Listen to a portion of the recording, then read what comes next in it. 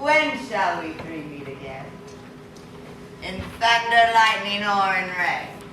When the hurly-burly's done, when the battle's lost and won, that'll be ere the set of sun. Where the place? Upon the heath, there to meet with MacBeth.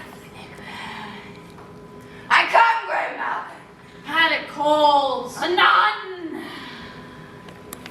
Fair is foul, foul is fair. Hover through the fog and fill the air.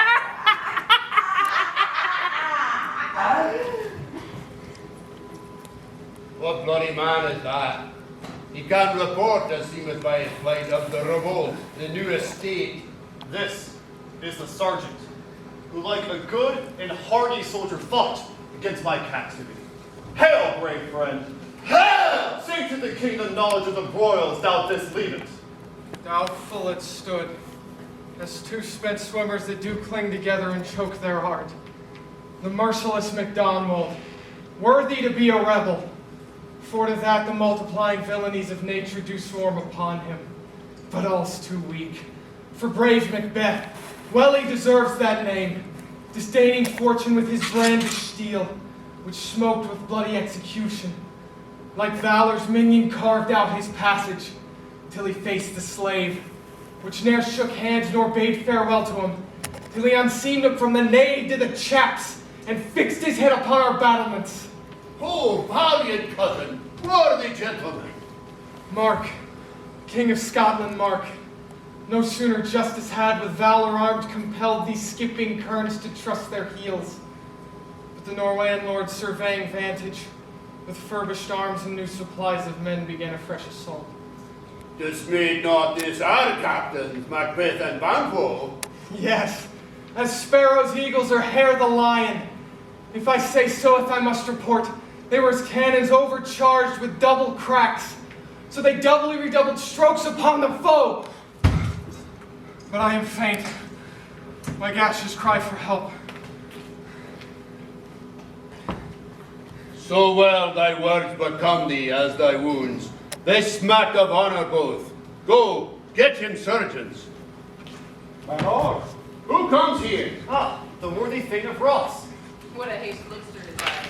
So should he look that seems to speak things strange. God save the king. Whence camest thou, worthy Thane?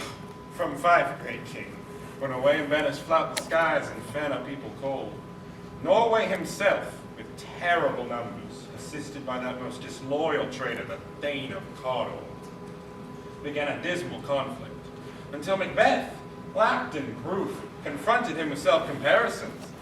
Point against point, rebellious, arm against arm, curbing his lavish spirits. And, to conclude, the victory fell on us. Oh, great happiness! That now Sweno, the Norway's king, craves composition. Nor would we deign him burial of his men until at St. Combs Inch he disbursed $10,000 to our general uses. No more that Thane of Cawdor shall deceive our bosom interest. Go, pronounce his present death, and with his title, greet MacBeth. I'll see it done.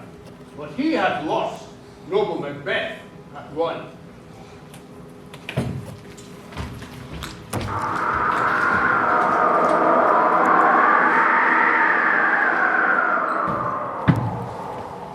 Where hast thou been, sister? Killing swine. Sister, where thou? A sailor's wife had chestnuts in her lap, and munched and munched and munched. Give me, quoth I.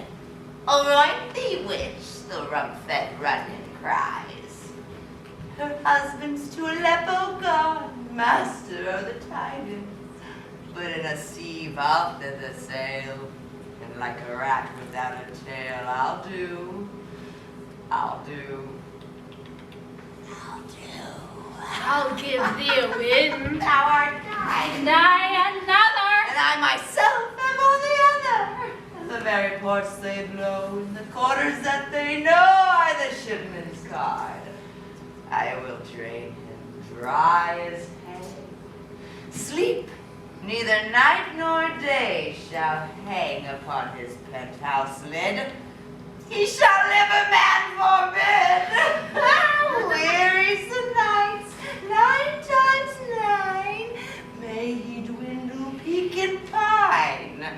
And though his bark may be lost, he shall be tempest tossed. Look what I have. Show me.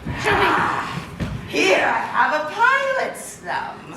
Wrecked as homeward he did come. A drum. Macbeth doth come. We're sisters, hand in hand, posters of the sea and land. Thus to go about, thrice to thine and thrice to mine, and thrice again to make up 9. Peace, the charms wound up. So foul and fair a day I have not seen. How far is called the forest? What are these? So wicked and so wild in their appearance that look not like the inhabitants of the earth. You are on it? With you? Or are you aught that man may imagine? Seem to understand you, that each at once your chappy little fingers across your skinny lips.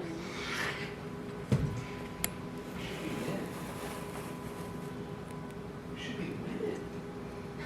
But your beards forbid me to interpret it so. Speak if you can. What are you? All hail, Macbeth! Hail to thee, Thane of love! All hail, Macbeth. Hail to thee, Thane of Cawdor. All hail, Macbeth, thou shalt be king hereafter. Good sir! Why do you start? You seem to fear things which do sound so fair. In the name of truth, are ye fantastical? Or that which outwardly ye show? If you can look into the sands of time and say which grain will sprout and which will not, speak then to me, who neither begs nor fears your favor nor your hate. Hail! Hail. Lesser than Macbeth, and greater. Not so happy, yet much happier. Thou shalt be king, so thou be none. So all hail, Macbeth and Banquo. Banquo and Macbeth, all hail! Stay, you imperfect speakers. Tell me more. My son is death, I know I'm Thane of love. But how Cawdor? The Thane of Cawdor lives, a prosperous gentleman. And to be king stands not within the prospect of belief, no more than to be Cawdor. Say to live you over the strange intelligence. Or why upon this blasted heath you stop our way with such prophetic greeting? Speak, I charge you! The earth has bubbles as the water has. And these are of them. Whither are they vanished? Into the air. What seemed corporal melted as breath into the wind. Would they had stayed. Are these things we do speak about? Or have we eaten on the insane root that takes their reason prisoner? Your children shall be kings. You shall be king. And Thane of Cawdor too, went it not so? To the self-same tune and words. Oh, who goes there? Who goes there? Ah, The king hath happily received, Macbeth, the news of thy success. And when he reads of thy personal ventures in the rebels' fight, his wonders and his praises do contend which should be thine or his. Silenced in that, over the viewing of the rest of the self-same day, he finds thee in the stout Norwegian ranks, nothing afeard of what thyself didst make strange images of death. As thick as hail came post with post, and everyone did bear thy praises in his kingdom's great defense, and poured them out before him. We are sent to give thee from our royal masters thanks. Who it to herald thee back into his sight, not pay thee. And, for an earnest of even greater honor, he bade me from him call thee Thane of Cawdor. And so, hail most worthy Thane, for it is thine. The Thane of Cawdor lives. Why do you dress me in borrowed robes? Who was the Thaneless yet? But under every judgment bears that life which he deserves to lose. Whether he was combined with those of Norway, or did neither rebel with hidden help and advantage, or that with a both he labored in his country's wreck, I know not. Treason's capital confessing proved them overthrown him. Glom's hand Thane of Cawdor, the greatest is behind. Thanks for your pains. Do you not hope your children shall be kings? When those that gave the Thane of Cawdor to me promised no less to them? That trusted home might yet enkindle you unto the king, as well as Cawdor. But 'tis strange. And sometimes to win us to our harm, the instruments of darkness do tell us truths. Win us with honest trifles to betray us in deepest consequence. Cousins, a word I pray. I thank you, gentlemen. Two truths are told as happy prologues to the swelling act of the imperial theme. Cannot be ill, cannot be good. If ill, why hath it given me earnest of success, commencing in a truth? I am Thane of Cawdor. If good, why do I yield to that suggestion, whose horrid image doth unfix my hair, and make my seated heart knock at my ribs, against the use of nature? Present fears are less than horrible imaginings. My thought, whose murder yet is but fantastical, shakes so that my single state of man that function is smothered in surmise, and nothing is but what is not. Look how our partner's wrapped. If chance will have me king, my chance may crown me, without my stir. New horrors come upon him. Like our new garments, cleave not to their mold, but with the aid of use. Come what come may, time and the hour runs through the roughest day. Worthy MacBeth, we stay upon your leisure. Give me your favor. My dull brain was wrought with things forgotten. Kind gentlemen, your pains are registered where every day I turn the leaf to read them. Let us toward the king. Think upon what hath chanced, and, at more time, the interim having waited, let us speak our free hearts each to other. Very gladly. So then enough. Come, friends.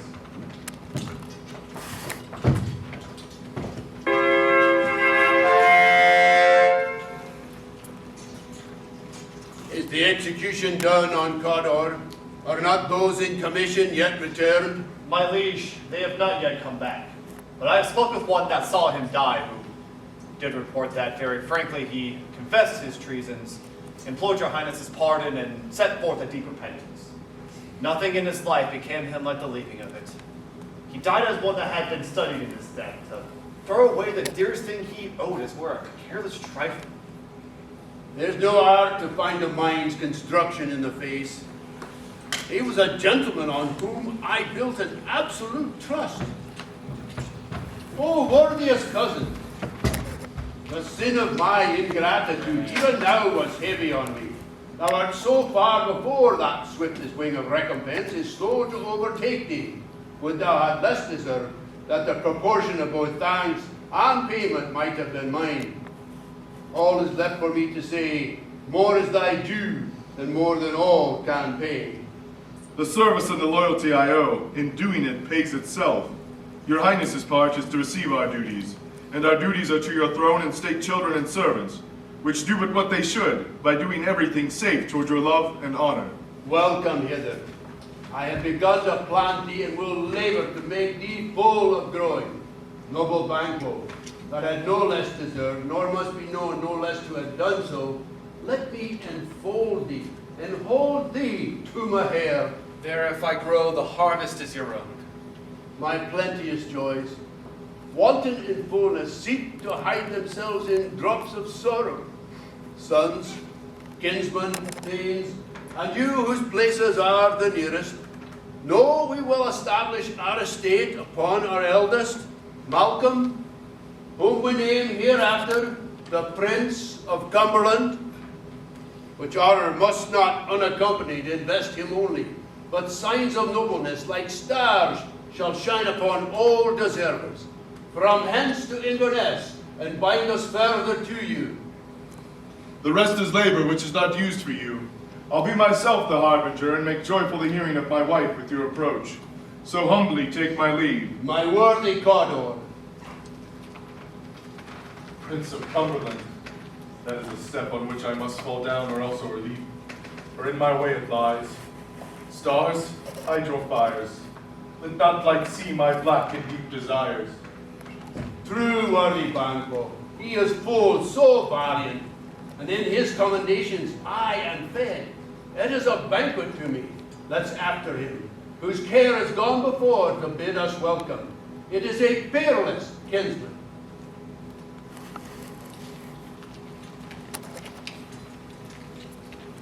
They met me in the day of success, and I have learned by the perfectest report that they have more in them than mortal knowledge. While I burned in desire to question them further, they made themselves air, into which they vanished.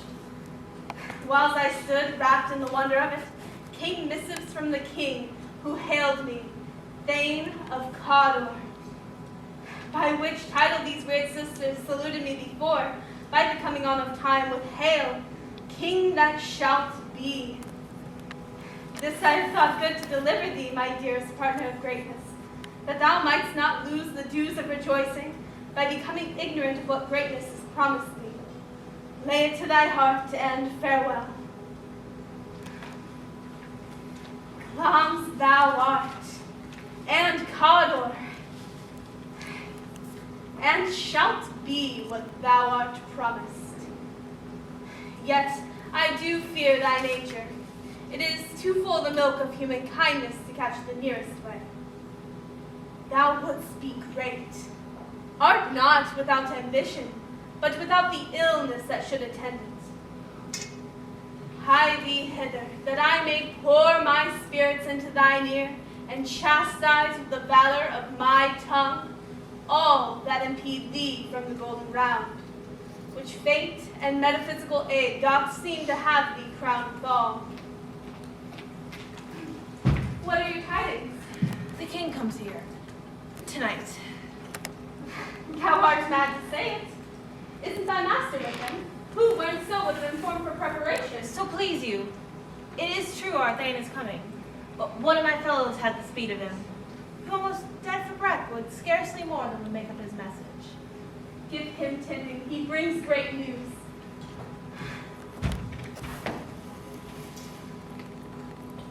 The raven himself is hoarse that croaks the fatal entrance of Duncan under my battlements. Come, you spirits, that tend on mortal thoughts. Unsex me here and fill me from the crown to the toe, top full of direst cruelty.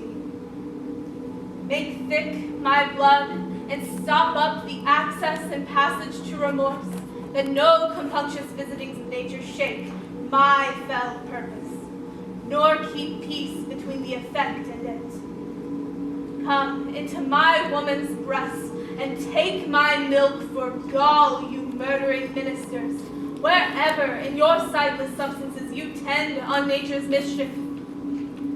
Come, thick night, and pall thee from the dunnest smoke of hell, that my keen knife not see the wound it makes, nor heaven peep through the blanket of the dark to cry, hold, hold. Great clams, worthy Cawdor, greater than both by the all-hail hereafter. Thy letters have transported me beyond this ignorant present, and I feel now the future in the instant. My dearest love, Duncan comes here tonight. And when goes hence? Tomorrow, as he purposes. Who never shall sun that morrow see.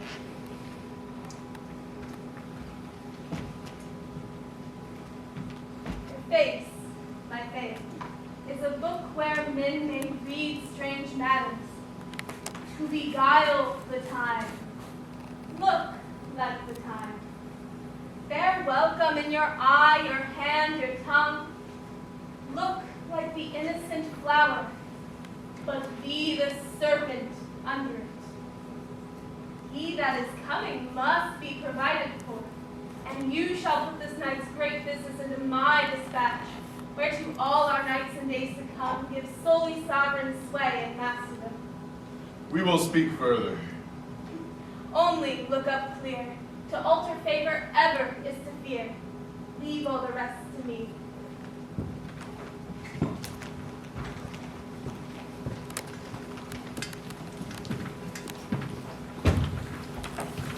This castle hath a pleasant seat.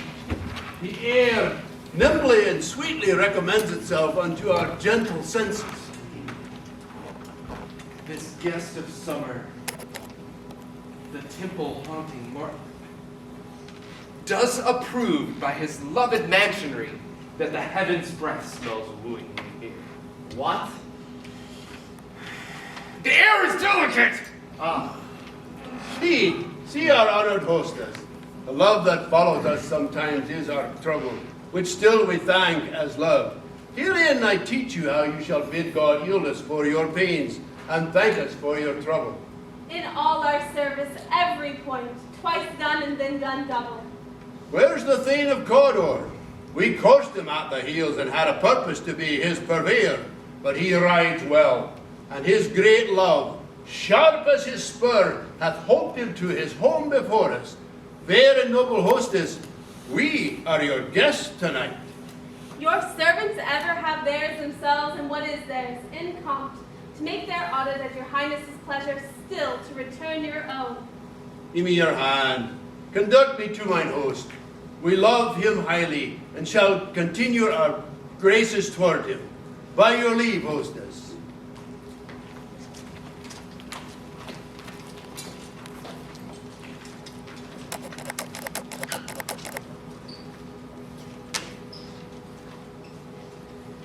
If it were done when 'tis done, then 'twere well it were done quickly. The assassination could trammel up the consequence, and catch, with his surcease success, that but this blow might be the be-all and the end-all here. But here, upon this bank and shoal of time, will jump the life to come. But in these cases, we still have judgment here, that we but teach bloody instructions, which, being taught, return to plague the inventor. This even-handed justice commends the ingredients of our poison chalice to our own lips. He's here in double trust. First, as I am his kinsman and his subject, strong both against the deed. Then, as his host, who should against his murderer shut the door, not bear the knife myself. Besides, this Duncan hath borne his faculties so meek, hath been so clear in his great office, that his virtues will plead like angels, trumpet-tongued against the deep damnation of his taking off. And pity, like a naked newborn babe striding the blast, or heaven's cherubim, horsed upon the sightless couriers of the air, shall blow the horrid deed in every eye, and tears will drown the wind. I have no spur to prick the sides of my intent, only vaulting ambition, which overleaps itself and falls on the other. How now, what news? He has almost supped. Why have you left the chamber? Hath he asked for me? Know you not he has? We will proceed no further in this business. He hath honored me of late, and I have bought golden opinions from all sorts of people, which would be worn now in their newest gloss, not cast aside so soon. What's the hope? Drunk wherein you dressed yourself? Hath it slept since? And wakes it now to look so green and pale at what it did so freely? From this time such I account thy love. Art thou afeard to be the same in thine own act and valor as thou art in desire? Wouldst thou have that thou esteem'st the ornament of life, and live a coward in thine own esteem, letting I dare not wait upon I would, like the poor cat in the adage? Prithee, peace! I dare do all that may become a man, who dares do more is none. What beast was then that made you break this enterprise to me? When you durst do it, then you were a man. To be so much more than what you were, you be so much more than man.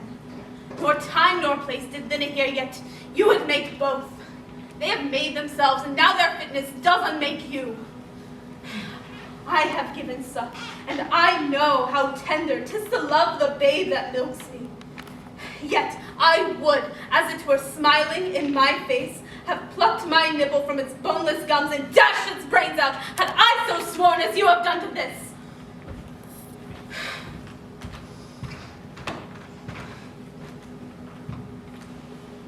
If we should fail, We fail?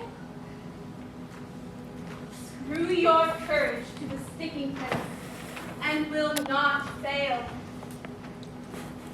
When Duncan is asleep, where to the rather shall his day's long journey soundly invite him? His two chamberlains I with wine to assail, so soundly convinced that memory, the water of the brain, shall be a fume, and the receipt of reason, a limbic only. When in swinish sleep their natures lie as in a death, what cannot you and I perform against the unguarded Duncan? What not put upon his spongy officers, who shall bear the guilt of our great quell? bring forth men, children only, for thy undauntless metal should compose nothing but males. Will it not be received, when we have marked with blood those sleepy two of his own chamber, and used their very daggers that they have done it? Who dares receive it other, as we shall bear our griefs and clamor roar upon his death? I am settled, and bend up each corporal agent to this terrible feat. Away, and mock the time with fairest show. The false face must hide what the false heart doth know.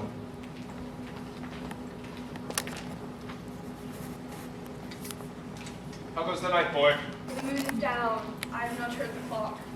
It goes down at 12. I take this later, sir. Hold. Take my sword. There's husbandry in heaven. Their lights are all out. Take thee that too. A heavy summons lies like lead upon me, and yet I cannot sleep. Merciful powers restrain in me the cursed thoughts that nature gives way to in repose. Give me my sword. Who's there? A friend. Aye, sir, not yet abed. The king has been an unusual pleasure lately, and sent forth great largesse to your offices. This diamond he greets your wife withal, in the name of most kind hostess. Being unprepared, our will became the servant to defect, which else should free have wrought. All's well. I dreamt last night of the three weird sisters. To you they've showed some truth. I think not of them. Yet, when we can entreat an hour to serve, we would spin it on some words upon that business, if you would grant the time. At your kindest leisure. If you shall cleave to my consent, when 'tis, it shall make honor for you. So I lose none in seeking to augment it, yet keep my bosom franchised and my allegiance clear. I shall be counseled. Good repose the while. Thanks, sir. The same to you.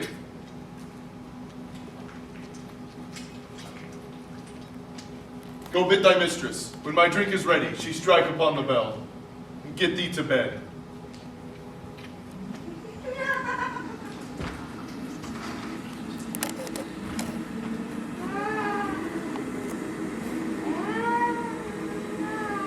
Is this a dagger which I see before me?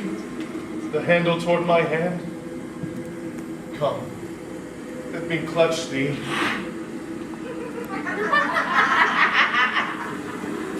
I have thee not, and yet I see thee still. Art thou not fatal vision, sensible to feeling as to sight? Or art thou but a dagger of the mind, false creation proceeding from the heat-oppressed brain? I see thee yet, and in such form as palpable as this which now I draw. Thou marshalest me the way that I was going, and such an instrument I was to use. Mine eyes are made the fools of the other senses, or else worth all the rest. I see thee still, and on thy blade indulgent gouts of blood, which was not so before. There's no such thing!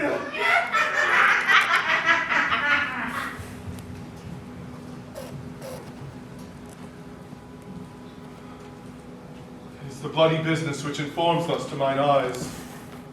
Now, over the one half world nature seems dead. Wicked dreams abuse the grace, pale Hecate's offerings, and withered murder, alarmed by his signal the wolf, whose houses watched us with his stealthy pace. With Tarquin's ravishing strides, towards his design moves like a ghost. Thou sure and firm set earth, hear not my steps, which way they walk, for fear thy very stones prate of my whereabouts, and take the present horror from the time, which now suits with it. Whilst I threat, he lives. Words to the heat of deeds too cold breath gives.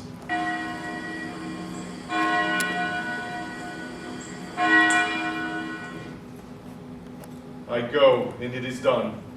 The bell invites me. Hear it not, Duncan, for it is a knell that summons thee to heaven or to hell.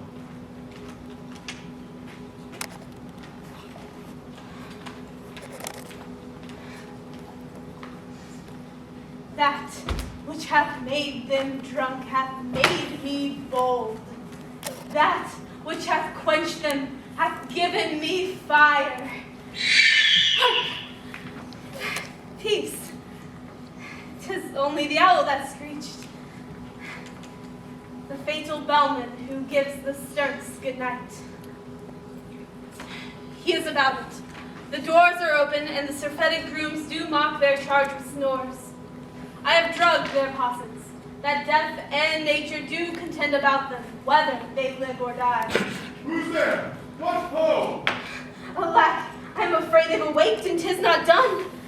The act and not the deed confound us. Hark, I laid their daggers ready, he could not have missed them. Had he not looked like my father as he slept, I had done it. My husband. I have done the deed. Didst thou not hear a noise? I heard the owl scream and the crickets cry. Did you not speak? When? Now? As I descended? I? Hark, who lies in the second chamber? Donalbain. This is a sorry sight. A foolish thought to say a sorry sight. As one did laugh in sleep, and one cried murder, that they did wake each other. I stood and heard them, but they did say their prayers and addressed them again to sleep. There two lodged together? One cried, God bless us, and amen the other, that they did see me with these hangman's hands. I could not say amen when they did say God bless us. Consider it not so deeply. But wherefore could I not pronounce amen? I had most need of blessing, and amen stuck in my throat. These deeds must not be thought of in these ways, so it will make us mad. Methought I heard a voice cry, sleep no more. MacBeth doth murder sleep, the innocent sleep. Sleep that knits up the raveled sleeve of care, the death of each day's life, sore labor's bath, balm of hurt minds, great nature's second course, chief nourisher in life's feast. What do you mean? Still it cried, sleep no more to all the house. Glamis hath murdered sleep, and therefore Caldor shall sleep no more. MacBeth shall sleep no more. Who was it that thus cried? Why, worthy thane, you do unbend your noble strength to think sober and sickly of things. Go, get some water, and wash this filthy witness from your hands. Why did you bring the daggers from the place? They must lie there. Go, carry them, and smear the sleeping grooms with blood. I'll go no more. I am afraid to think what I have done. Look on it again, I dare not. Infirm of purpose, give me the daggers. The sleeping and the dead are but pictures. 'Tis the eye of childhood that fears a painted devil. If he do bleed, I'll gild the faces of grooms withal, for it must seem their guilt.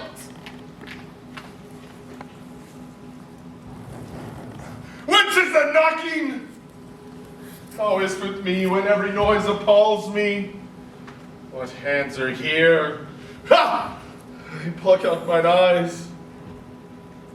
Will all great Neptune's ocean wash this blood clean from my hand? No. This my hand will rather the multitudinous seas and incarnadine, making the green one red.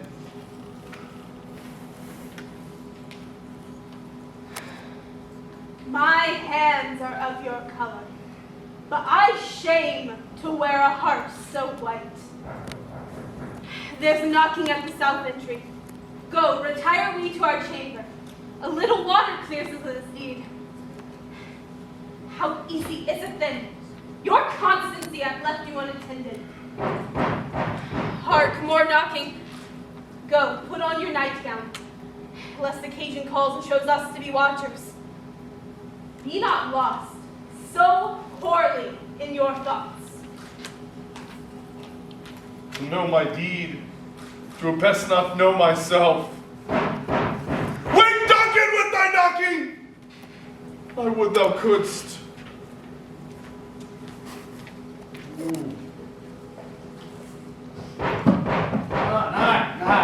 Knock.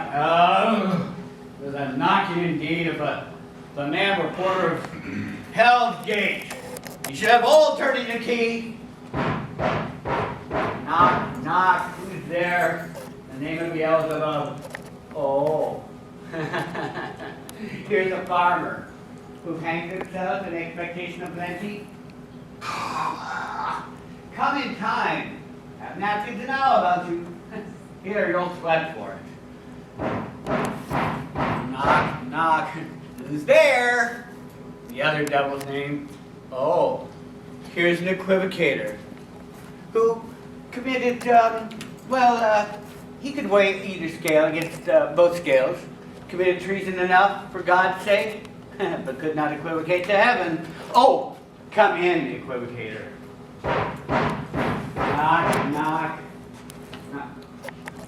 Knock. Who's there? Ferris. There's who? Fair is foul, and foul is fair.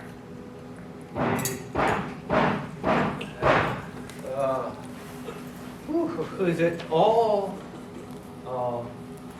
Here's an English tailor.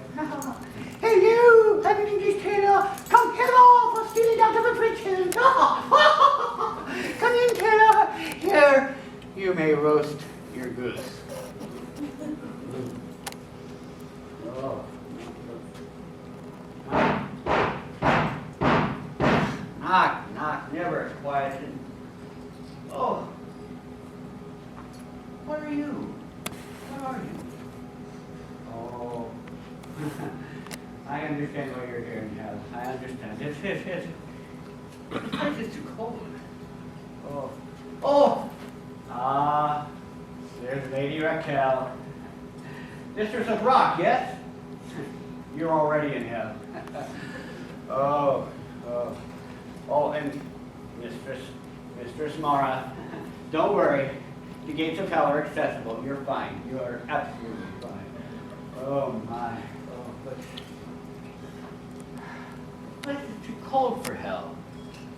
I'll devil porter it no further. I thought that I did some of all that goes the primrose way of the everlasting bonfire. Anon. Remember the porter. Oh. Was it so late, ere you went to bed, my friend, that you do lie so late? Oh, well, faith, sir, we were out carousing to the second cock, and drink, sir, is a provoker of three things. Three things. And what three things does drink especially provoke? Oh, Mary, sir. Nose painting, red. And sleep, you never sleep. And urinal. Oh. Lechery. It provokes, it unprovokes. Oh, it provokes the desire. And takes away the performance. Aye. Drink may be said to be a great equivocator of lechery. It makes him, and it mars him. It sets him on, and takes him off. It persuades him, and disheartens him. Makes him stand to, and not stand to. In conclusion, equivocates him to a sleep, and giving him the lie, leaves him I do believe drink gave thee the lie last night. Well, that it did, sir. In the very throat of me. I requited him for his lie. I think, being too strong. So he did take up my leg sometime, but I made a shift to cast him. Is thy master stirring? Our knocking hath awakened him. Here he is. Good morrow, noble sir. Good morrow, both. Is the king stirring, worthy thing? Not yet. He did command me to call timely on him. I'd almost slipped the hour. I'll bring you to him.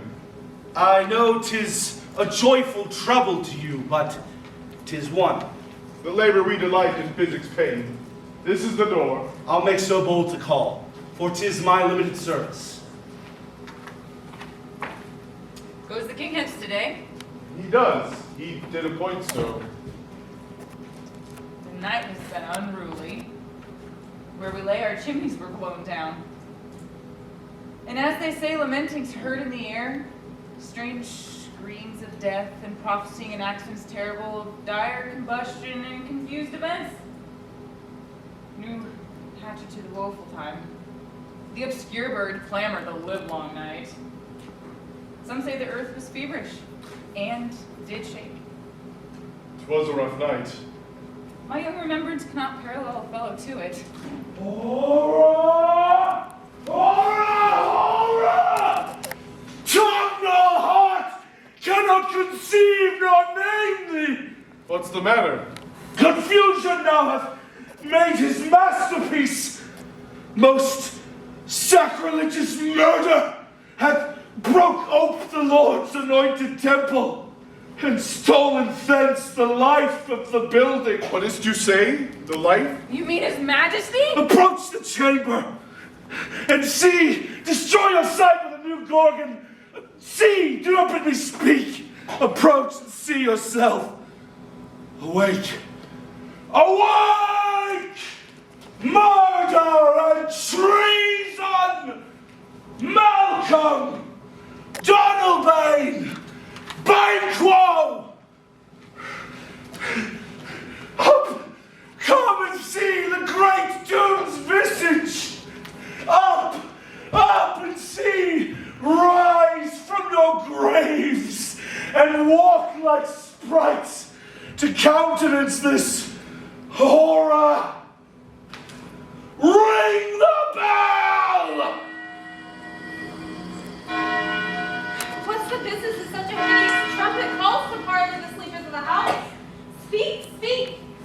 Oh, gentle ladies, 'tis not for you to hear what I would speak, for the repetition in a woman's ear would murder as it fell. Oh, Banquo, Banquo! Our royal master is murdered! Woe, alas, what in our house? Too cruel anywhere! Dear Josh, prithee, contradict thyself and say it is not true. And I but died an hour before this chance. I had lived a blessed time.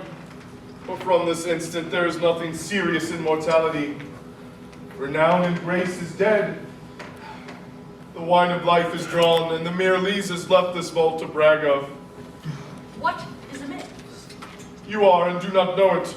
The head, the spring, the fountain of your blood is stopped. The very source of it is stopped. Your royal father is murdered. Oh. By who? Those of his chamber, it seems, had done it. Their hands and faces were embadged with blood. So were their daggers, which, unwiped, we found upon their pillows. They stared and were distracted. No man's life was to be trusted with them. Oh, I do repent me of my fury that I did kill them. Wherefore did you so?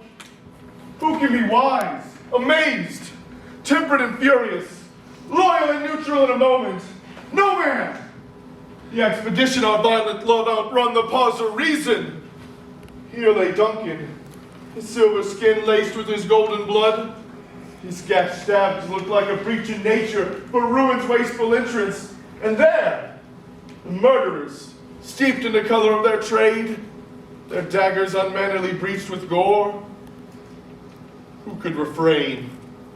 Who had a heart to love, and in that heart courage to make love known? Help me, hence help! Look to the lady! Why do we hold our tongues? The most may claim this argument for ours. What should be spoken here? Well, or faith, hid in alcohol, may rush let's away, or yours not yet heard. Nor our strong sorrow set upon the foot of motion. Look to the lady. And when we have our naked frailties hid that suffer an exposure, let us meet to question this most bloody deed. Fears and scruples shake us, and in the great hand of God I stand against the undivulgent pretense, and fight treasonous mouth. And so do I. So all? So all! Let's briefly put on manly readiness and meet in the hall together. Well contented.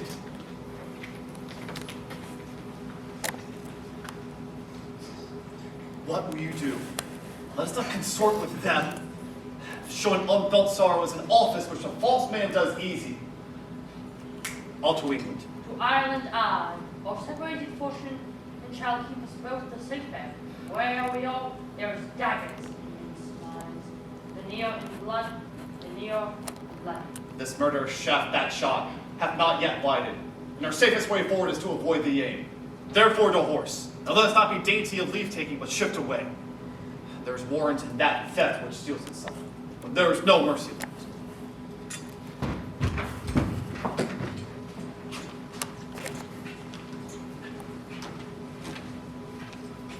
How goes the world now, sir? Why? See you not? Is it known to do this most bloody deed? Those Macbeth hath slain.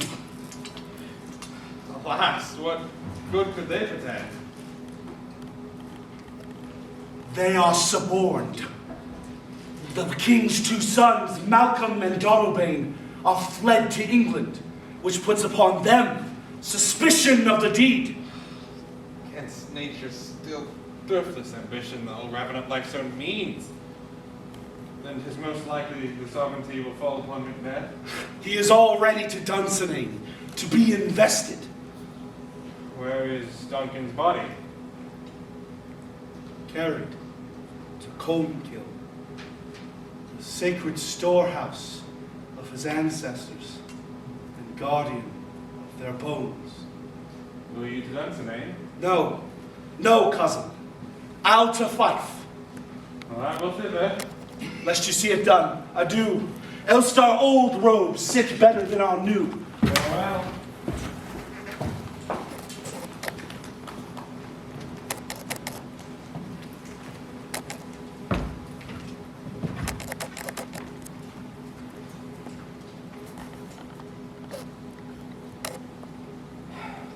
Thou hast it now.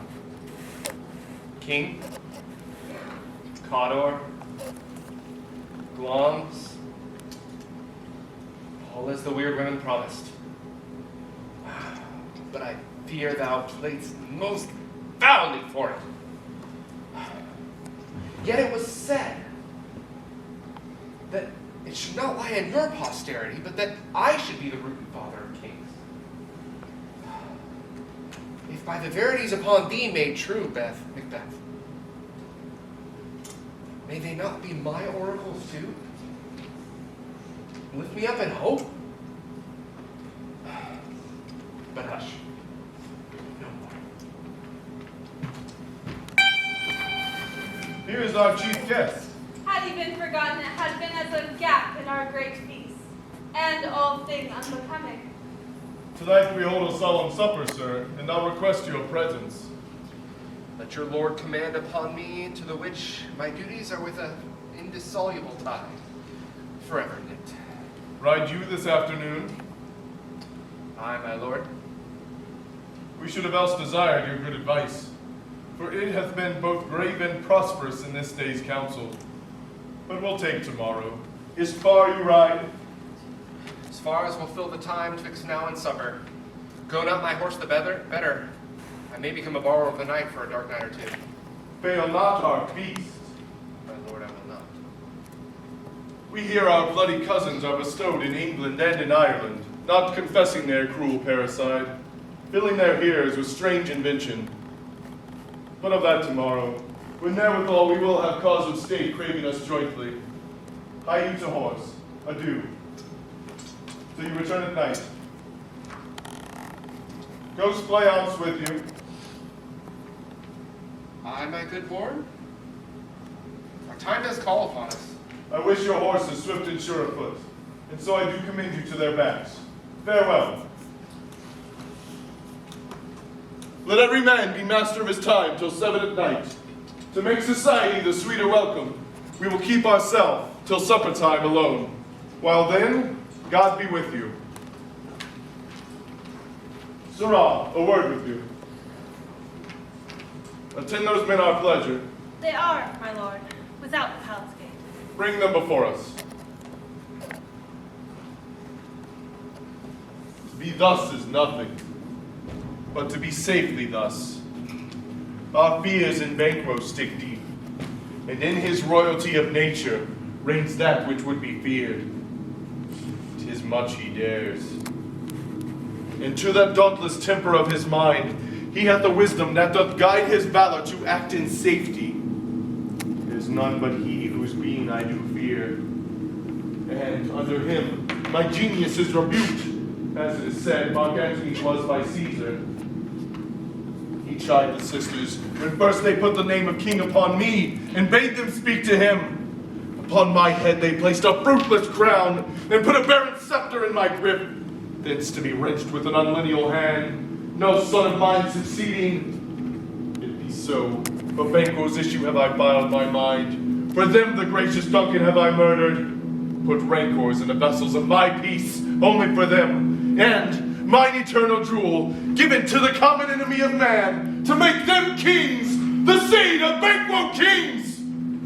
Rather than so, come fate into the list, and champion me to the utterance. Who's there?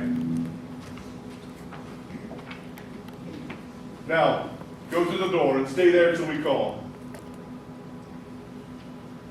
Was it not yesterday we spoke together? Was, so please, your highness. Well then, now have you considered of my speeches? Know that it was Banquo in the times past that held you so under fortune, which you thought had been our innocent self. This I made good to you in our last conference. You made it known to us. I did so, and went further, which is now the point of our second meeting. Do you find your patience to be so predominant in your nature that you can let this go? Are you so gospeled to pray for this good man and for his issue, who hath bowed you to the grave and beggared yours forever? We are men, my liege. Aye, in the catalogue ye go for men. Now, if you have a station in the file, not in the worst rank of manhood, say it, and I will put that business in your bosoms, whose execution takes your enemy off, grapples you with the heart and love of us, who wear our health but sickly in his life, which in his death were perfect. I am one, my liege, whom the vile blows and buffets of the world have so incensed that I am reckless what I do to spite the world. And I another, so wear with disaster and tugged on fortune, that I would set my lie on any chance, to mend it, or be rid of it. Both of you know that Banquo was your enemy. True, my lord. So is he mine. And in such bloody distance that every minute of his being thrusts against my nearest of life. Though I could, with bare-faced power, sweep him from my sight and bid my will about it, yet I must not. For certain friends that are both his and mine, whose laws I may not drop, but wail his fall, who I myself struck down. We shall, my lord, perform what you command us. Your spirit shines through you. Within this hour at most, I will advise you on where to plant yourselves. Acquaint you the perfect spy of the time, this moment on it, for it must be done tonight. Something from the castle. Always thought that I require a clearness, and with him. To leave no rubs nor botches in the works, Flayance, his son, who keeps him company, whose absence is no less material to me than is his father's, shall embrace the fate of that dark hour. Resolve yourselves apart. I'll call to you anon. We are resolved, my lord. It is concluded. Banquo thy soul's flight, if it find heaven, must find it out tonight. Is Banquo gone from court? Aye, madame, for returns again tonight. Say to the king I would attend his leisure for a few words. Madame, I will. Not had all spent where our desire is got without content. 'Tis safer to be that which we destroy than by destruction dwell in doubtful joy. How now, my lord? Why do you keep alone of sorriest fancies of your companions' making, using those thoughts that should have indeed died with those they think on? All things without remedy should be without regard. What's done is done. We have scotched the snake, not killed it. She'll close and be herself, whilst our poor malice remains in danger of her form or two. But let the frame of things disjoint. Both the worlds suffer, ere we shall eat our meals in fear and sleep in the terrible affliction of these dreams that shake us nightly. Better to be with the dead, who we, to gain our peace, have sent to peace, than on the torture of the mind to lie in restless ecstasy. Duncan is in his grave. After life's fitful fever, he sleeps well. Treason has done his worst. Nor poison, nor steel, malice domestic, foreign levy, nothing can touch him further. Come on, gentle my lord. Sleek o'er your rugged looks. Be bright and jovial among your guests tonight. So shall I, my love, and so I pray be you. Let your remembrance apply to Banquo. Present him eminence, both with eye and tongue. Unsafe the while we lave our honors in these flattering streams, and make our faces visitors to our hearts, disguising what they are. You must leave this. Oh, full of scorpions is my mind, dear wife! Thou knowest that Banquo in his flayance lives. But in them nature's copies not ye turn. There's comfort yet. They are assailable. Then be thou jocund. Ere the bat hath flown his cloistered flight, there shall be done a deed of dreadful note. What's to be done? Be innocent of the knowledge, dearest Chuck, till thou applaud the deed. Come, sealing night, scarf up the tender eye of pitiful day, and with thy bloody and invisible hands cancel and tear to pieces that bond which keeps me pale. Light thickens, and the crow makes wing to the rooky wood. Good things by day begin to droop and drowse, while night black agents to their praise do rouse. Thou marvelest at my words, but hold thee still. Things bad begun make strong themselves by ill. So prithee, go with me.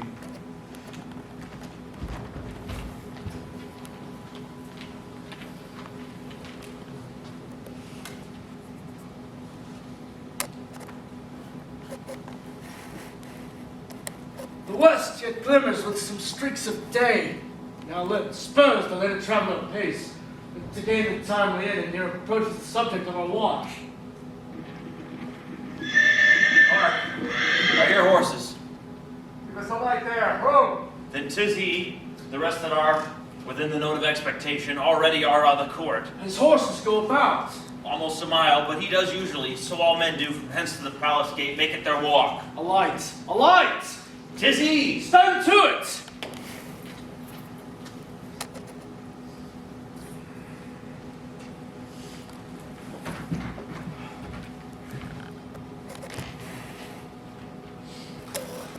It will be rain tonight.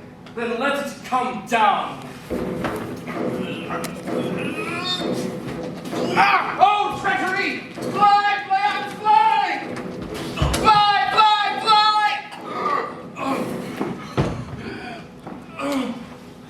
Thou mayest revenge!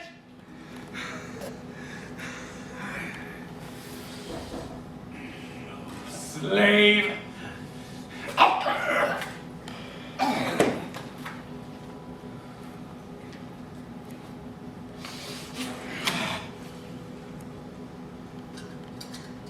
Who did strike out the light?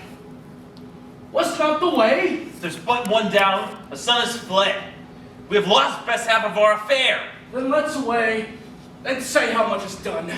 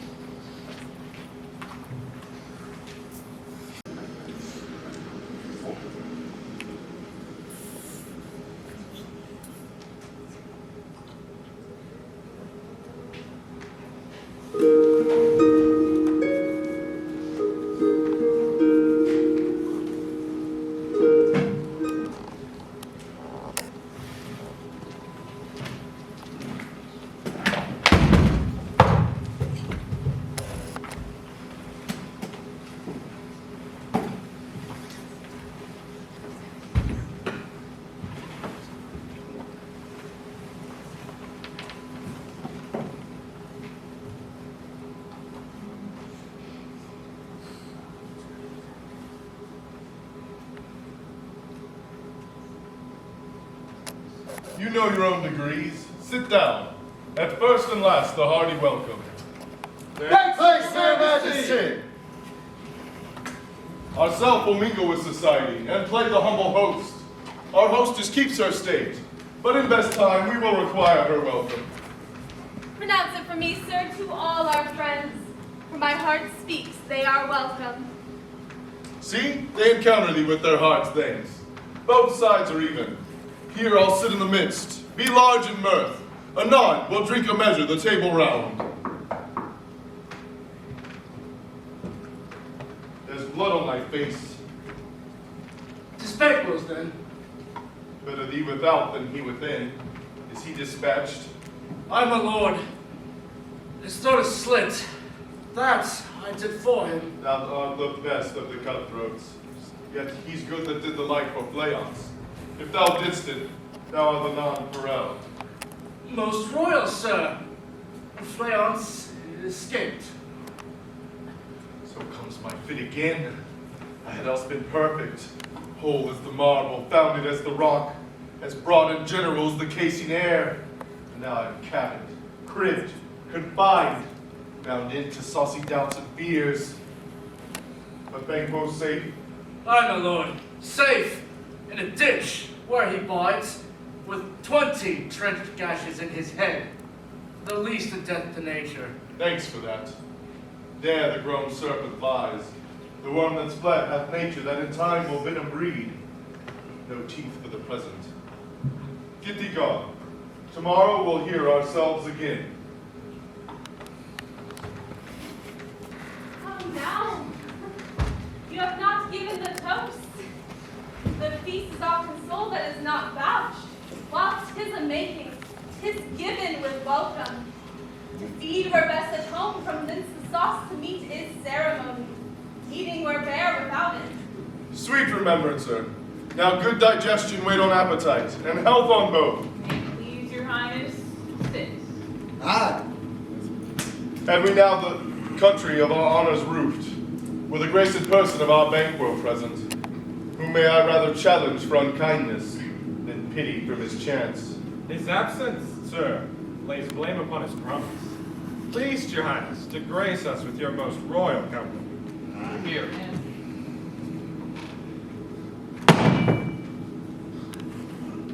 The table's full. Here's a place reserved, sir. Where? Here, your highness. What is it that moves you? Which of you have done this? Don't what, my good lord? Thou canst not say I didn't. Never shake thy gory locks at me. Gentlemen, rise. His highness is not well. Sit, good friends. My lord is often thus, and has been from his youth. I pray you keep seat. This fit is momentary. Upon a thought he will again be well. If much you note him, you shall offend him and extend his passion further. Pray you, keep seat.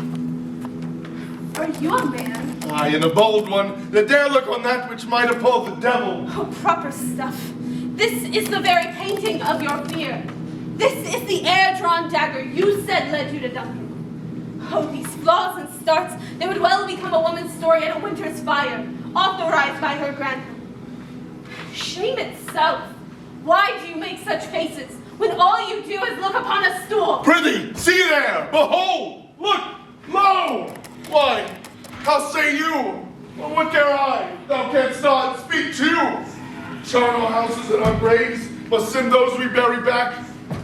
A monument shall be the maws of kites. What quite unmanned and folly!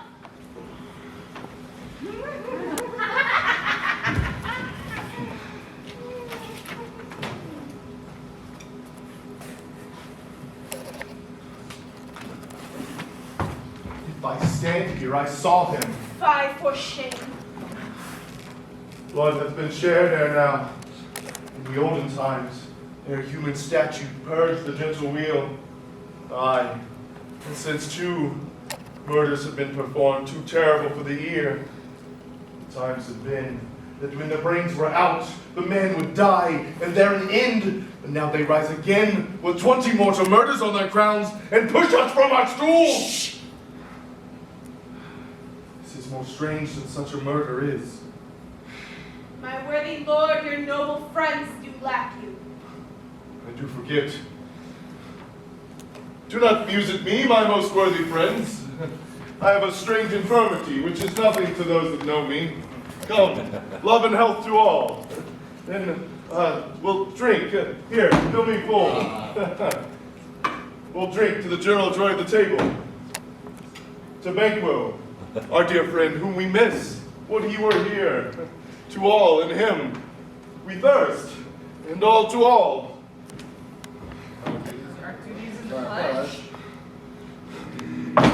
Avaunt, and quit my sight, that the earth hide thee.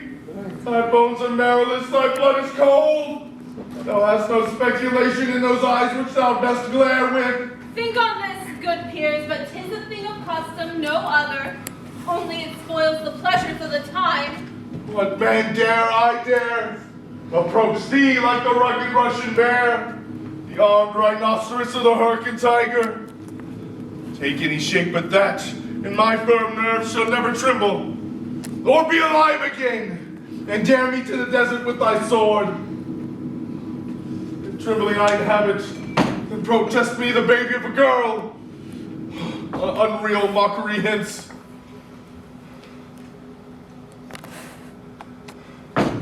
Why so, being gone, I am a man again. Pray you, sit still.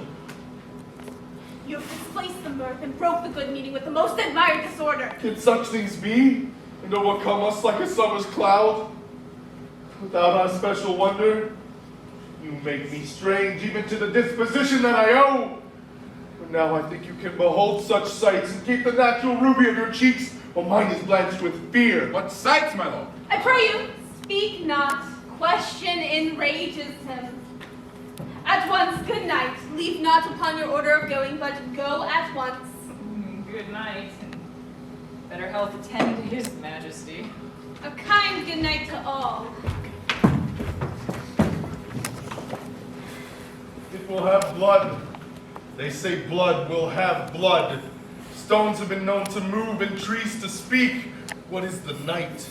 Almost at odds with morning, which is which? How sayest thou that Macduff denies his person at our great bidding? Did you send to him, sir? I hear it by the way, but I will send. There's not a one of him, but in his house I keep a servant feed.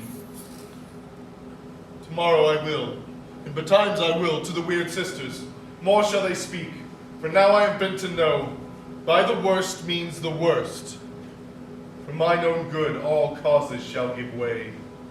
I am in blood, stepped in so far that, should I wade no more, returning were as tedious as go over. Strange things I have in head, that will to hand, that must be acted ere they may be scanned. You lack the nature of all seasons. Sleep. And strange in self-abuse is the initiate fear that once hard use. We are yet but young, indeed.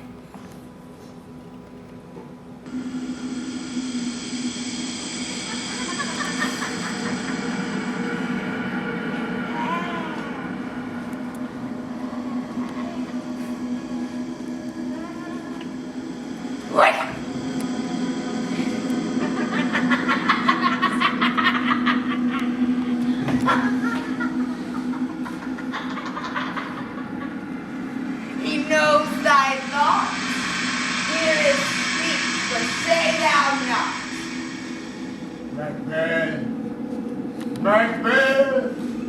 MacBeth! Beware, Macduff. Beware the Thane of Fame. Whatever thou art, for thy good caution thanks. You've harped my fear all right. But one word more. You will not be commanded. Here's another more potent than the first. Macbeth! Macbeth! Macbeth! If I had 3 ears, I'd hear thee. Be bloody, bold, and resolute. Laugh to scorn the power of man. For none of woman born shall harm Macbeth.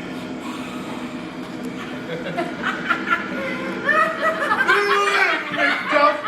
What need I fear of thee? But yet I'll make assurance double sure, and take a bond of fate. Thou shalt not live. Tell pale-hearted feared lies, and sleep in spite of thunder. Come in without there!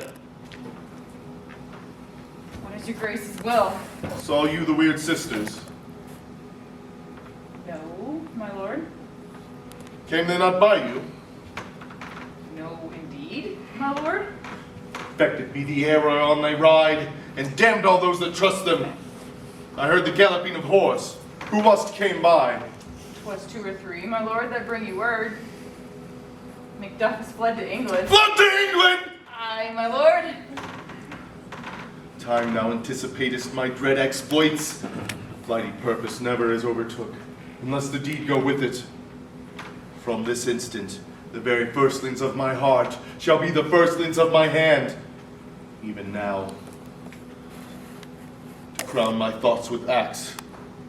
Be it thought and done. The castle of Macduff I will surprise, seize upon Fife, give to the edge of the swords his wife, his babes, and all unfortunate souls that trace him in his line.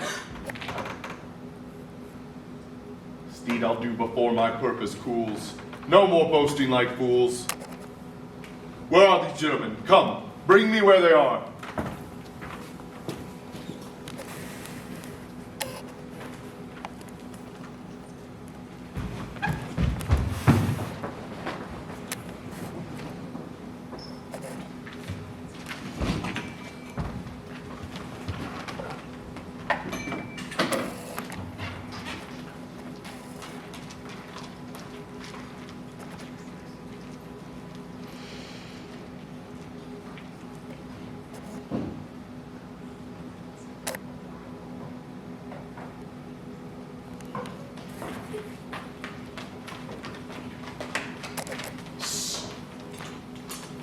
What hath he done to make him fly the land? You must have patience, man. He had none. His flight was madness. When our actions do not, our fears do make us traitors. You know not whether it was his wisdoms or his fears. Wisdom! To leave his wife, to leave his babes, his mansion, and his titles in a place from whence himself does fly? He loves us not. He wants the natural touch. For the poor wren, the most diminutive of birds, will fight her young ones in her nest against the owl. All is the fear, and nothing is the love. As little is the wisdom where the flight so runs against all reason. My dearest cousin, I pray you school yourself. But for your husband, he's wise, noble, judicious, and best known for things of season. I dare not speak much further, but cruel are the times, where we are traitors and do not know ourselves, where we hold rumor from what we fear, and yet know not what we fear. Float upon a wild and violent sea, each way and move. I take my leave of you. Shall not be long before I'll be here again. Things at worst will cease, or else climb upward to what they were before. My pretty cousin's blessing upon you. Father it is he, and yet he's fatherless.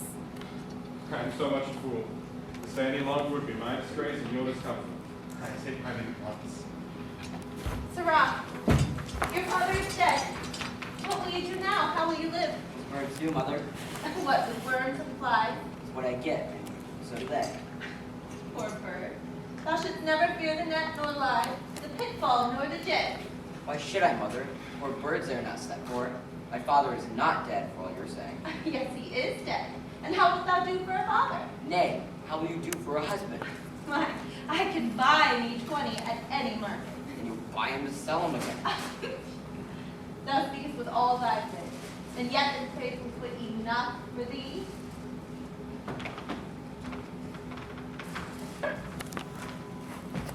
Was my father a traitor, mother? Aye, that he was. What is a traitor? Why, one that swears and lies. And do all traitors that do so? Everyone that does so is a traitor and must be hanged. Must they all be hanged that swear and lie? Everyone? Who must hang them? Why, the honest men. Then the liars and swearers are fools. For there are liars and swearers enough to beat the honest men and hang them up. God help thee, poor monkey. But how wilt thou do for a father? If you were dead, you would weep for him. If you were not, you were a good sign and should quickly have a new father. Poor prattler, how thou talk'st!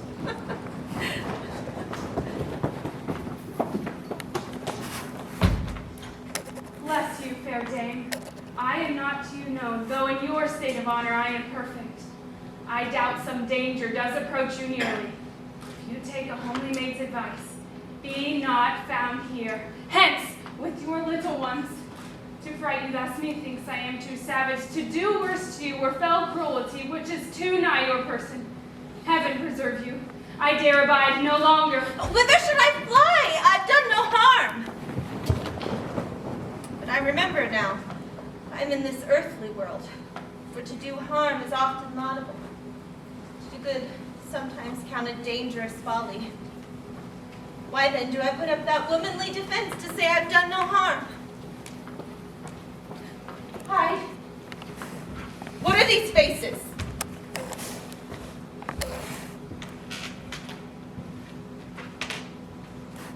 Where's your husband? I hope in no place so unsanctified where such as thou mayest find him.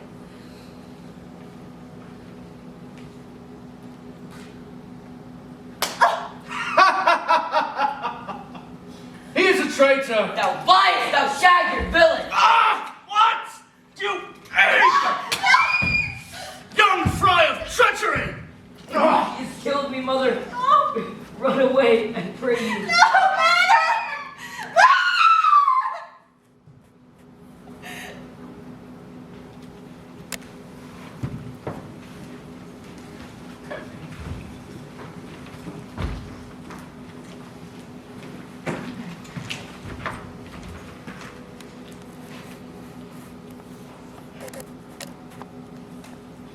Come, let us seek out some desolate shade and there weep our sad bosoms empty.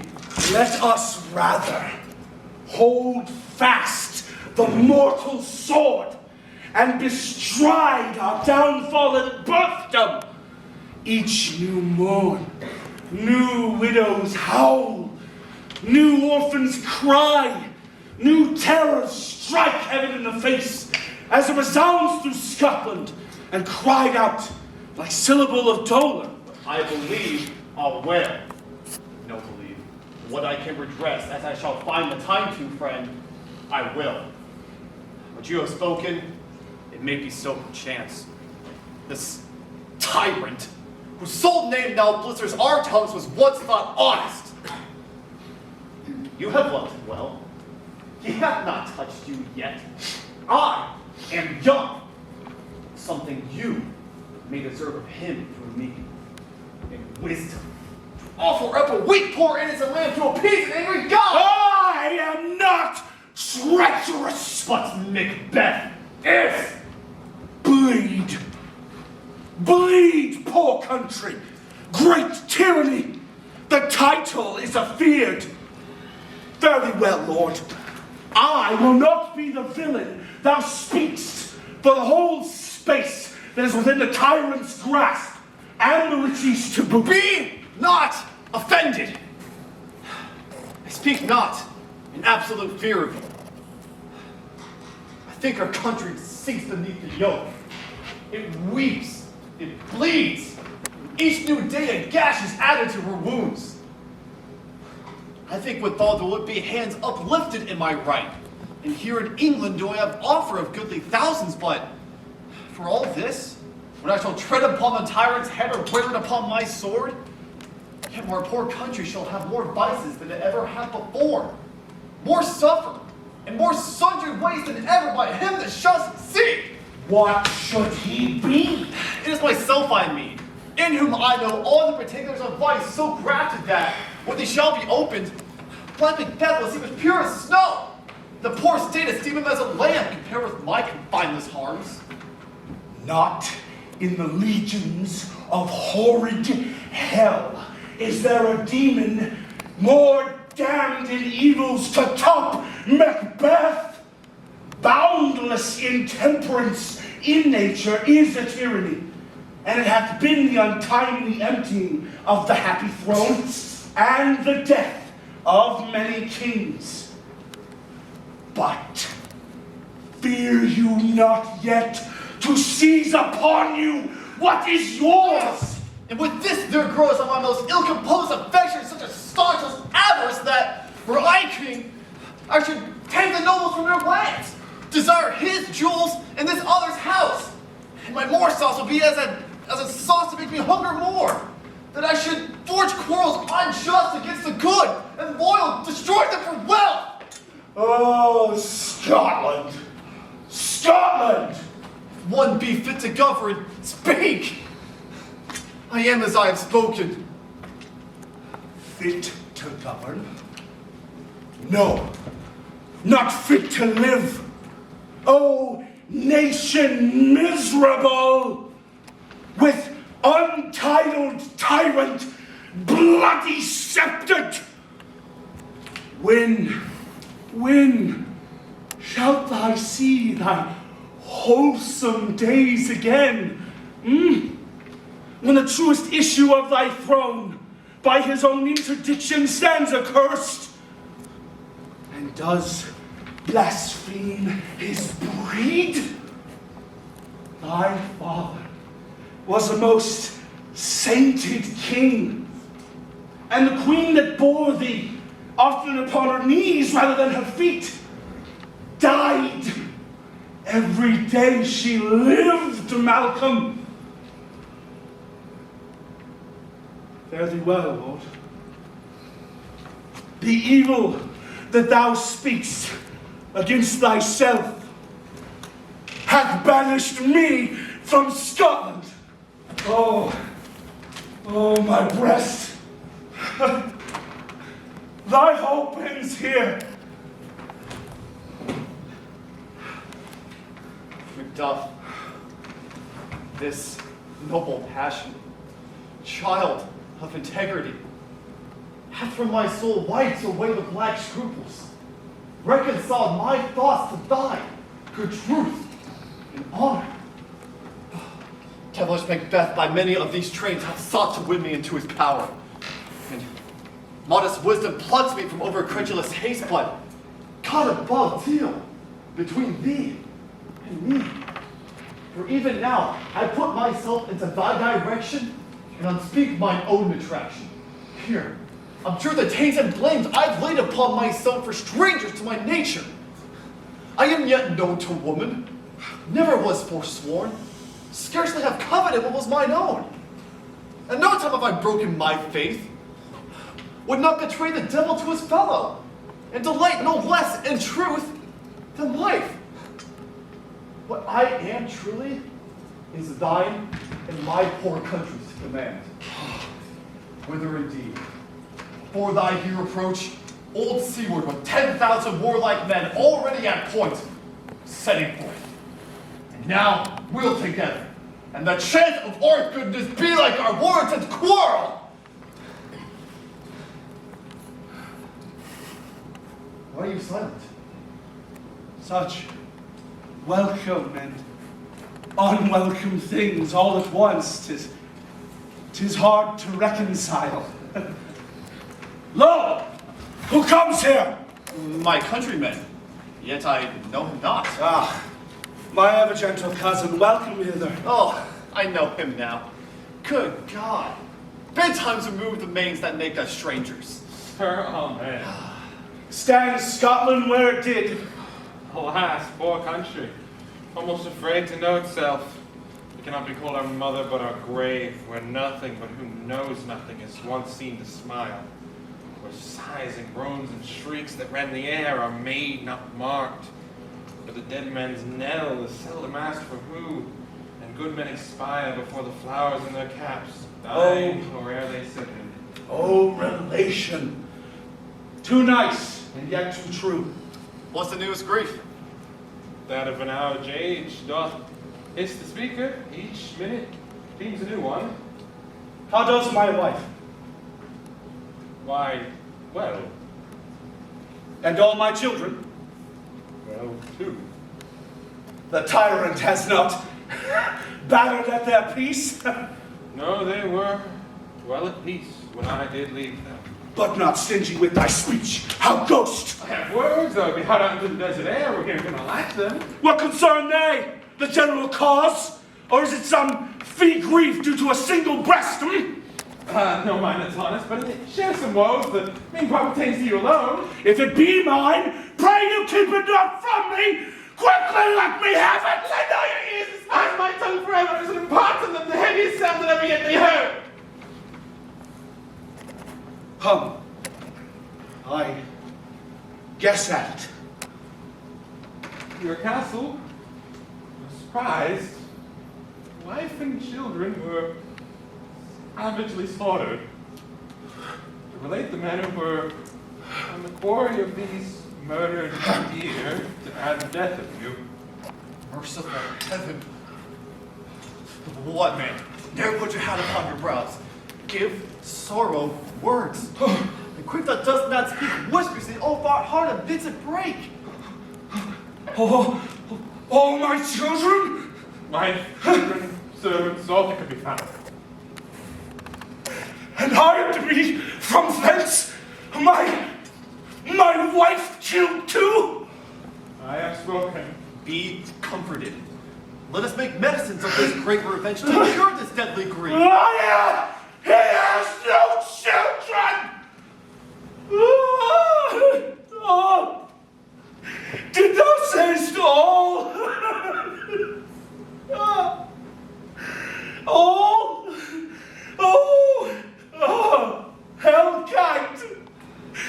Oh, my pretty chickens and their dam! In one fell swoop! Dispute it like a man!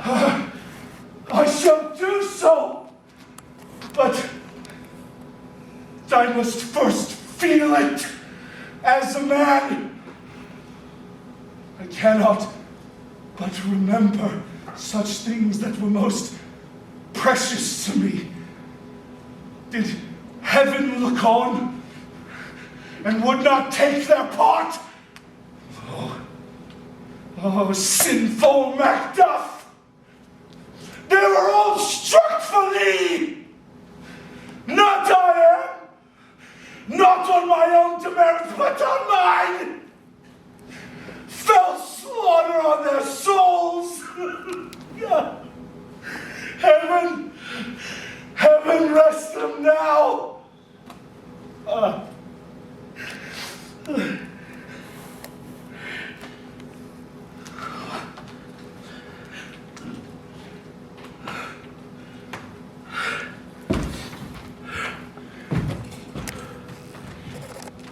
MacBeth, be this the whetstone of your sword. Let grief convert to anger. Blunt not the heart, enrage it! Oh, I could play the woman with mine eye and the braggart with my tongue, but gentle heavens have cut forth all intermission. Front to front, bring me thou this fiend of Scotland! Set him within my sword!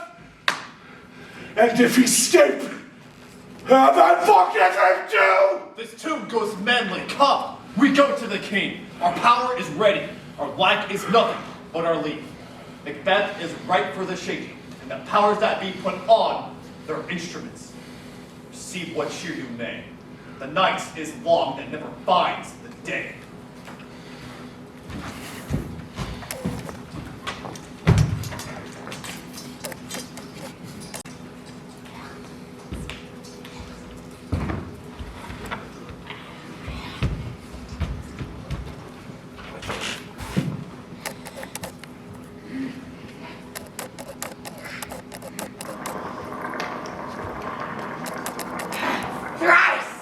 the blinded cat mewed. Thrice and once the hedge pig whined. Harp your cries, 'tis time, 'tis time. Round about the cauldron go. In the poison entrance throw. Toad under cold stone, days and nights of 31. Sweltered venom sleeping not. Boil first in our charmed pot. Double, toil and trouble. Fire burn and cauldron bubble. Fillet of a fenny snake in the cauldron boiled bake. Eye of newt and toe of frog. Wool of bat and tongue of dog. Adder's fork and blindworm's sting. Lizard's head and owlet's wing. For a charm of powerful trouble, like a hellbrock boil and bubble. Double, toil and trouble. Fire burn and cauldron bubble. Scared of rat, tooth of wolf. Which is mummy and maw and gull. Of the raven sultry shark, root of hemlock, did delivered by a drag. Make the gruel thick and slab. Add thereto a tiger shotgun for the ingredients of our cauldron. Double, toil and trouble. Fire burn and cauldron bubble. Cool it with a baboon's blood. Then the charm is firm and good. By the pricking of my thumbs. Something wicked this way comes. Open, locks, whoever knocks. How now, you secret black and midnight hags? What is't you do?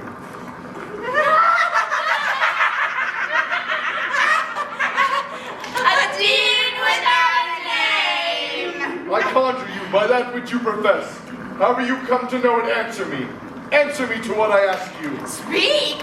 Demand. We'll answer. Say if thou'lt hear it from our mouths or from our masters.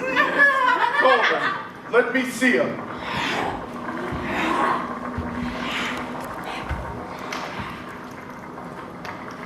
Pour in sow's blood that had eaten her 9 pharaoh. Grease that had sweated from the murderer's gift. Throw into the flame. Come high or low, thyself and office deftly show. What is this? Listen, but speak not. Be lion proud, and take no care. Who chafes? Who frets? Or where conspirers are? MacBeth shall never vanquish me until great Burnham Wood to high Dunsinane Hill shall come against him. Until great Burnham Wood to high Dunsinane Hill shall come against him. That will never be! Who can impress the forest? Bid the tree unfix his earthbound root. Sweet boatman's good! Valiant's head rise, never till the wood of Burnham rise. And our high-blessed MacBeth shall live the lease of nature. Pay breath to time and mortal custom.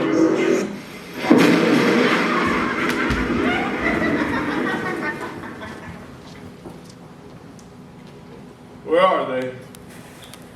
Gone? At this pernicious hour stand I accursed in the calendar.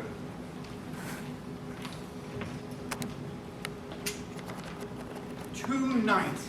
2 nights I have watched with you and find no truth to your report. When was it she last walked? Ever since His Majesty went into the field, I've seen her rise from bed, throw her nightgown upon her, unlock her closet, take forth the paper, fold it, write upon it, read it, afterwards seal it, and again return to bed. Yet all this when most fast asleep. A great perturbation in nature, to receive at once the benefits of sleep while doing the effects of watching, in this slumbery agitation. Besides walking and her other actual performances, what at any time have you heard her say? That, sir, shall not be heard after her. What are you made to me, and 'tis most meet you should. Neither to you nor anyone, having no witness to confirm my speech. Lo, you, here she comes. This is her very guise, and, upon my life, fast asleep. Observe her, stand close. How came she by that light? Why, this stood by her. She's like her continually, with her command. Oh, you see? Her eyes are open. Aye, but they took shut. What is it she does now? Look how she rubs her hands. It's a constant action with her. Seems thus washing her hands. I've known her continue this a quarter of an hour. Yet, here is a spot. Oh, hard she speaks. I shall sit down what comes from her to satisfy my remembrance the more strongly. Out, damn spot, out, I say. 1, 2. Why, then, 'tis time to do it. Hell is murky. Fie, my lord, fie, what, a soldier and a fear? What need we fear, who knows it, when none can call our power to account? Yet, who would have thought the old man to have so much blood in him? You mark that. The Thane of Fife had a wife. Where is she now? What? Will these hands ne'er be clean? No more of that, my lord, no more of that. You mar with all this starting. Go to. You have known what you should not. She has spoken what she should not, I'm sure of that. Heaven knows what she has known. Here is the smell of blood still. All the perfumes of Arabia could not sweeten this little hand. Oh, what sigh is there? Her heart is sorely charged. I'll not have such a heart in my bosom for the dignity of the whole body. Oh, well. Pray God it be, sir. This disease is beyond my practice. Yet I have known those who have walked in their sleep to die holily in their beds. Wash your hands. Put on your nightgown. Look not so pale. I tell you yet again, Banquo is buried. He cannot come out on's grave. Even so. To bed. To bed. There's a knocking at the gate. Come, give me your hand. What's done cannot be undone. To bed. To bed. To bed. To bed. To bed. But, so, will she now go to bed? Directly. Foul whispering is abroad. Unnatural deeds do breed unnatural troubles, but infectious minds to their deaf pillows will discharge secrets. More she needs the divine than the physician. God help us all. Look after her. Remove from her the means of all annoyance, but still keep your eyes upon her. Good night. My mind she has mated and amazed my sight. I think, but dare not speak. Good night. Good doctor.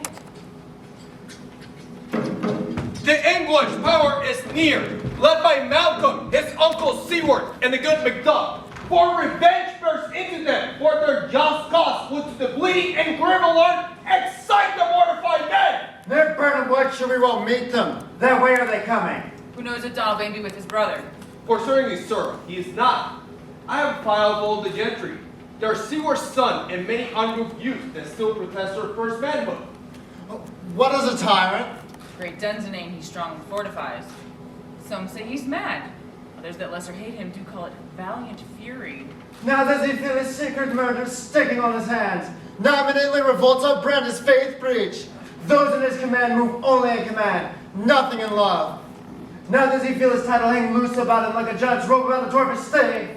Who then shall blame his pestered senses to recoil and start, when all that is within him does condemn itself for being there?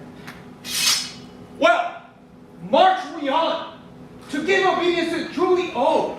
May we be the medicine of the sickly wheel, and with him pour in our country's purging each drop of us. Or so much so that it needs to do the sovereign flower and to drown away. Make we our march to Burnham.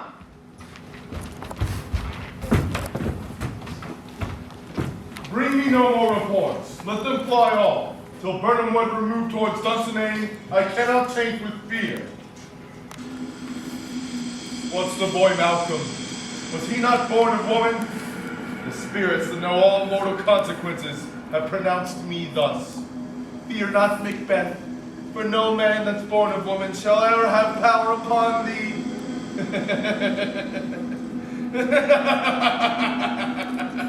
Then fly, false thanes, and mingle with the English epicures. The mind I sway by, and the heart I bear, shall never sag with doubt nor shake with fear.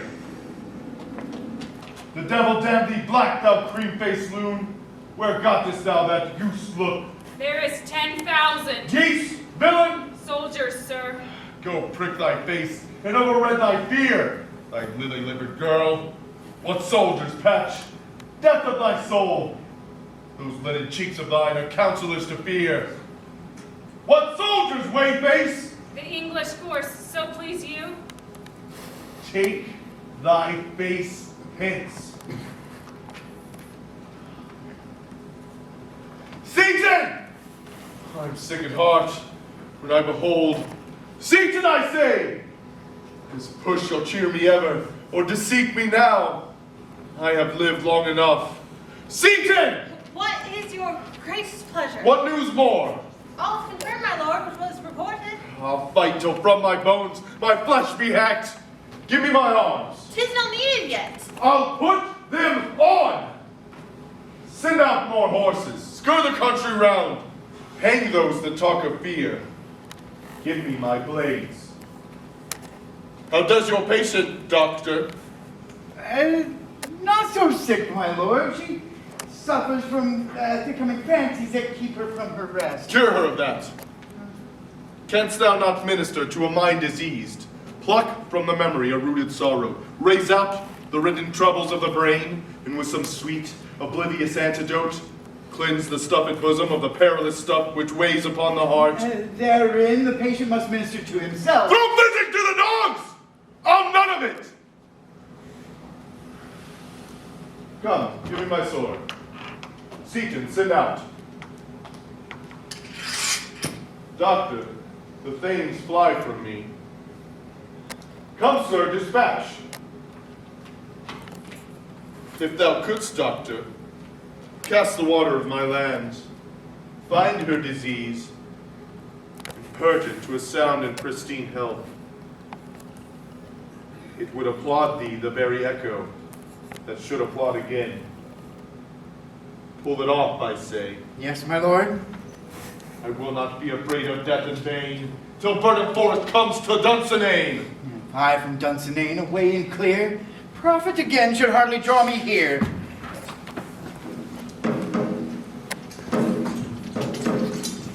Cousins! I hope the days are near at hand that Chambers will be safe. We doubted nothing. What is this before us? It was to Burnham. Let every soldier hew him down a bough and bear it before him. Thereby we shall shatter the number of our hosts and make discovery air and reportables. And shadow! We learn no other but the confident tyrant keeps still in Dunsinane and will endure our setting down before it. 'Tis his main hope. For where there is advantage to be given, both more and less have given to him the revolt. And none serve him but in constrained things, parts are absent too. Let our just censors attend the true event, and put we on industrious soldiership. The time approaches that will with due decision make us know what we shall say we have and what we owe. Thoughts speculative, their unsure hopes relate, but certain issue strokes must arbitrate. Towards which, advance the war.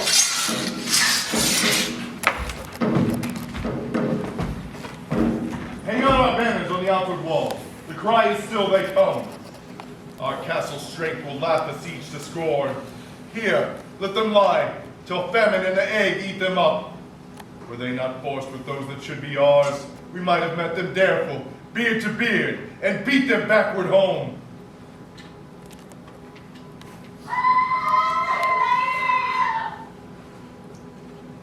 What was that noise? The cry of women, my good lord. I have almost forgot the taste of fears. Wherefore was that cry? The queen, my lord, is dead. She should have died hereafter. There would have been a time for such a word. Tomorrow, and tomorrow, and tomorrow creeps in this petty pace from day to day to the last syllable of recorded time. And all our yesterdays have lighted fools the way to dusty death. Out, out, brief candle. Life's but a walking shadow, a poor player that struts and frets his hour upon the stage, and then is heard no more. It is a tale told by an idiot, full of sound and fury, signifying nothing.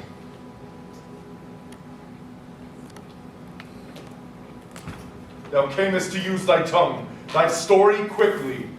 Gracious my lord, I should report that which I say I saw, but know not how to do it. Well, say, sir. As I did stand my watch upon the hill, I looked toward Burnham, and anon methought the wood began to move. Liar and slave! Let me endure your wrath if it be not so. Within this 3 mile may you see it coming. I say a moving grove. If thou speakest false, upon the next tree shalt thou hang alive, till famine cling thee. Thou speech be soothed, I care not if thou dost for me as much. I pool in resolution, and begin to doubt the equivocation of the being that lies like truth. Fear not till Burnham Wood comes towards Dunsinane, and now a wood comes towards Dunsinane. Arm, arm and out! If this which she avouches for does appear, there is no flying hence nor tarrying here. I gin to be aweary of the sun, and wish the estate of the world were now undone. Ring the alarm bell! Blow, wind! Come, wreck! At least we'll die with harness on our back. Now, near enough. Your lippy screams throw down and show like those you are. You shall lead our first battle. Or the MacDuffin we shall take upon whatever else remains to do, according to our order! Ah! Fare you well. Do we but find the tyrant's power tonight? Let us be beaten if we cannot fight! Ah! Let all our trumpets speak. Give them breath, those clamorous harbingers of blood and death! Ah! They have tied me to a stake. I cannot fly. Fair like I must fight the course. What's he that was not born of woman? Such a one am I to fear, or none. What is thy name? Thou'lt be afraid to hear it. No, though thou callest thyself a hotter name than any is in hell. My name's MacBeth. Devil cannot pronounce a title more hateful to mine ear. No, nor more fearful. Lies the poet tyrant. My sword I'll prove the lie that speaketh.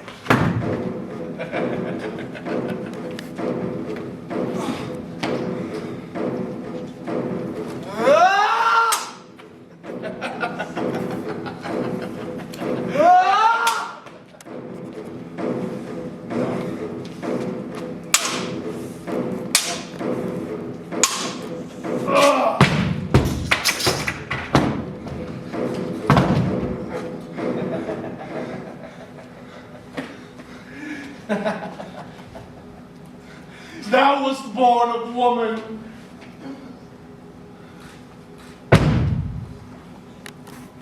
The swords I smile at, weapons not to scorn, brandished by a man that's of a woman born.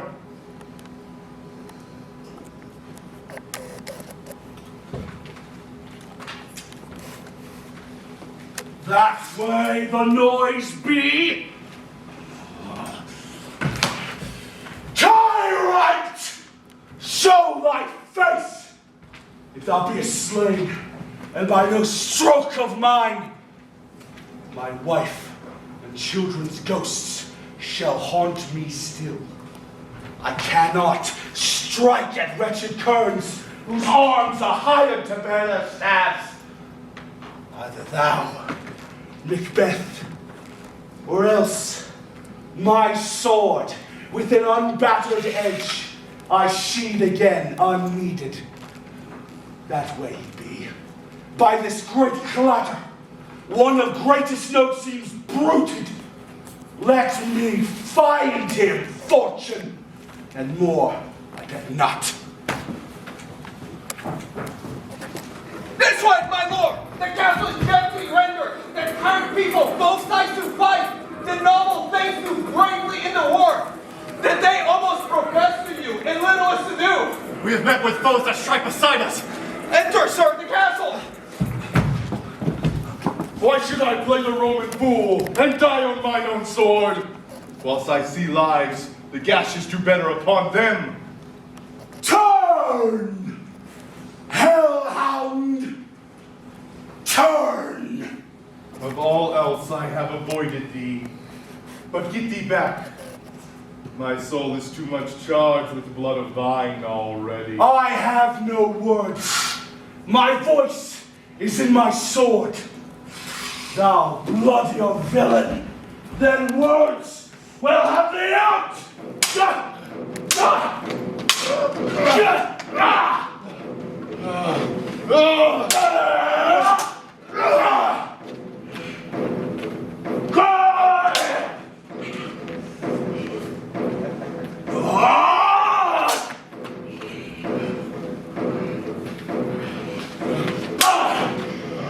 Gonna kill you!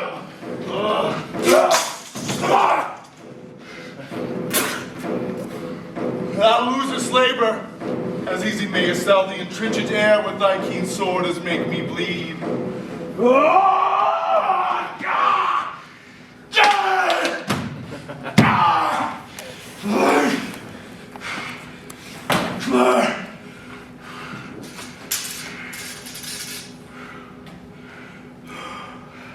Let fall thy blade on vulnerable crests.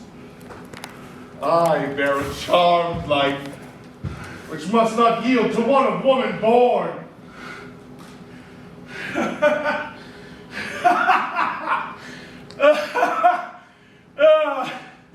Despair thy charm, and let the angel whom thou still serve tell thee, Macduff was from his mother's womb untimely ripped. Cursed be the tongue that tells me so, for it had cowed my better part of man. I will not fight with thee. Then yield, coward, and live to be the show and gaze of the time. Oh, we'll have thee, as our rare monsters are, painted on a pole, and under it, here may you see the tyrant. I will not yield to kiss the ground before young Malcolm's feet, and to be baited by the rabble's curse. Though Burnham would come towards Dunsinane, and thou opposed being of no woman born, yet I will try my last. Before my body I throw my warlike shield. Lay on, Macduff, and damned be him who first cries, hold, enough! Die!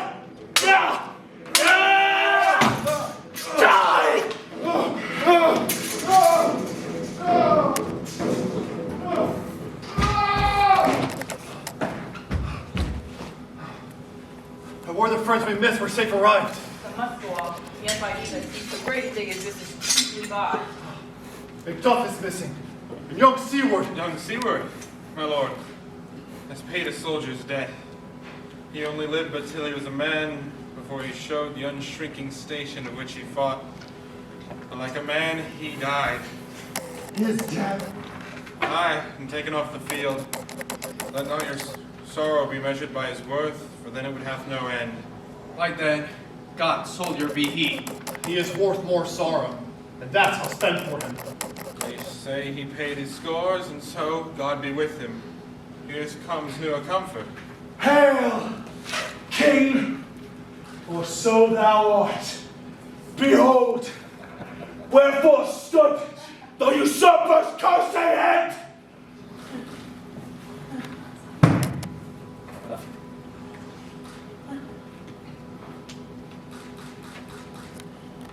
I see thee, comest with thy kingdom's pearl, that speak my salutations in their minds, whose voices I desire aloud with mine. Hail, King of Scotland! Hail, King of Scotland!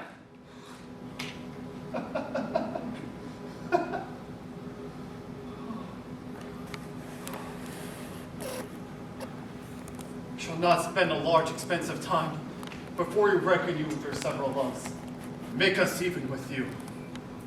My thanes and kinsmen, henceforth be earls, the first ever that Scotland in such an honor named. Which more to do, which would be planted newly with the times, as calling forth our exiled friends abroad that fled the snares of watchful tyranny, and producing forth the cruel ministers of this stead butcher and his fiend-like queen who, as 'tis taught by self and violent hands, took off her life. This, and what needful else remains to do, by grace of grace we will perform and measure time and place. So thanks to all at once, and to each one who we invite to see us crowned and that's gone!